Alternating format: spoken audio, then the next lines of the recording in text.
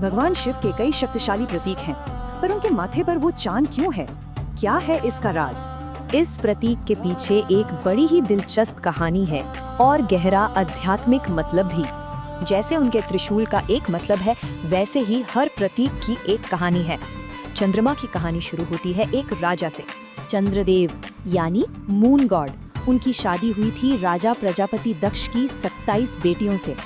पर चंद्र का दिल सिर्फ एक पत्नी रोहिणी पर आया हुआ था। बाकी 26 बेटियां दुखी थी, जिससे उनके पिता राजा दक्ष नाराज हो गए। बस गुस्से में आकर राजा दक्ष ने चंद्र को श्राप दे दिया कि उनकी सारी चमक खत्म हो जाएगी और चांद की रोशनी के बिना तो जैसे पूरी दुनिया का संतुलन ही बिगड़ गया। अब चंद्र परेशान होकर ब्रह्मा जी के पास गए। उन्होंने शिव की शरण में जाने की सलाह दी। चंद्र की भक्ति देखकर शिव प्रसन्न हुए और उन्हें वरदान देने के लिए प्रकट हुए। अब शिव श्राप को पूरी तरह तो नहीं हटा सकते थे, पर उन्होंने उसका एक तोड़ निकाला। और यहीं से शुरू हुआ चांद के घटने और बढ़ने का सिलसिला। अब चांद कभी पूरी तरह गायब नहीं होगा। और अपनी सुरक्षा में रखने के लिए शिव ने चांद को अपने माथे पर सजा लिया। पर इस कहानी का सिर्फ इतना ही मतलब नहीं है।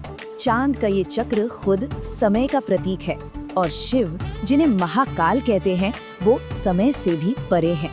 समय के अलावा चांद हमारे चंचल मन का भी प्रतीक है, जिसे मनस कहा गया है। तो जब शिव चांद को सिर पर रखते हैं, वो मन पर अपना पूरा नियंत्रण दिखाते हैं। यहाँ अर्धचंद्र का भी एक मतलब है। ये हमेशा सीखने वाले मन का प्रतीक है, पूरे अहंकारी चांद का नहीं। कहते हैं चांद का ये छोटा सा टुकड़ा बस उतने ही मन का प्रतीक है जितने की जरूरत अनंत चेतना को समझने के लिए होती है। ये संतुलन, नियंत्रण और कृपा की याद दिलाता है, और ये भी कि अंधेरे के बाद रोशनी जरूर लौटती है।